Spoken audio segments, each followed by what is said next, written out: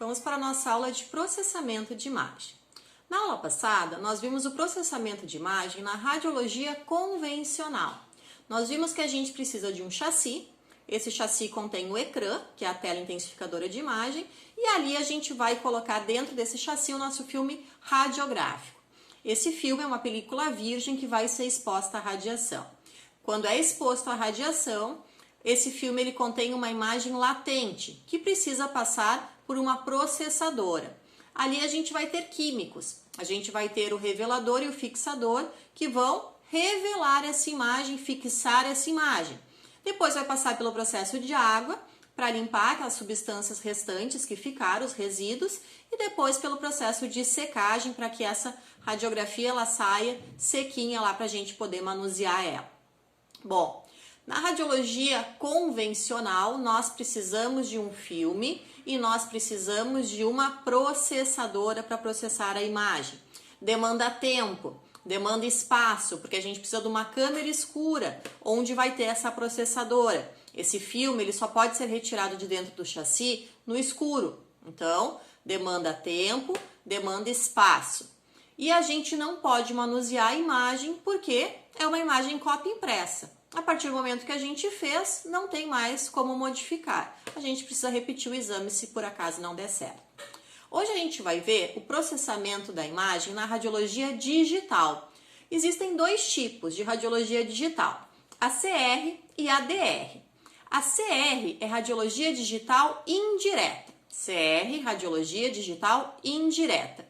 E a DR é radiologia digital direta. DR, radiologia digital direta. Qual a diferença do CR para o DR?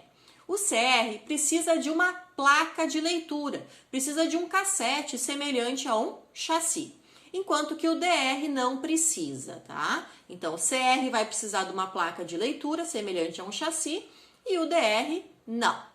A radiologia digital, ela vai utilizar computadores e receptores de raio-x para adquirir e também para processar as imagens. Ela utiliza redes especializadas em comunicação digital para transmitir também e também para armazenar as imagens de raio-x. As radiografias elas podem ser vistas em um monitor do computador e elas vão ser chamadas de radiografia em cópia eletrônica. Qual é a vantagem? A gente pode manipular as imagens, a gente pode deixar essas imagens armazenadas, não tem necessidade da gente imprimir essas imagens. Além disso, elas podem ficar numa nuvem. E aí, um médico lá em São Paulo, por exemplo, pode ver a radiografia que a gente fez aqui em Santa Catarina. Então, facilita para a gente na rapidez do diagnóstico e também facilita para a gente na rapidez que aparece a radiografia lá na tela. A gente não precisa mais processar ela na processadora lá dentro da câmera escura. Então, a gente tem mais tempo também.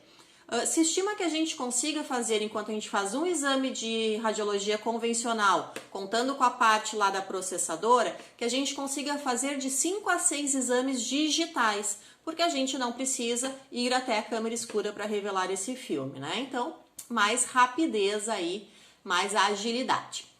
Na radiologia convencional, a gente precisa que o filme seja exposto à radiação para que se queime os cristais lá do filme, né? Aquilo que é mais denso, a estrutura mais densa, absorve mais radiação, queima menos o filme, mais branco. Aquela estrutura que é menos densa, queima mais o filme, mais escura, né? Porque absorve menos radiação. O processo é semelhante também na digital. Só que na digital, a gente vai ter uma imagem bidimensional formada por uma matriz de elementos pictográficos, que a gente chama de pixels. Então, diferente de ser uma imagem latente que vai ser processada em uma processadora com químicos, a gente vai ter uma imagem latente que vai ser processada por um software, por um computador. A imagem digital, a radiologia digital, ela surge, a CR, primeiro lá na década de 80, com a Fuji. E depois, na década de 90, ela começa a se aprimorar. E aqui a gente não está falando só de raio-x não, tá, gente? A gente está falando de raio-x, mas a gente também está falando de outros exames de imagem que usam o computador, né?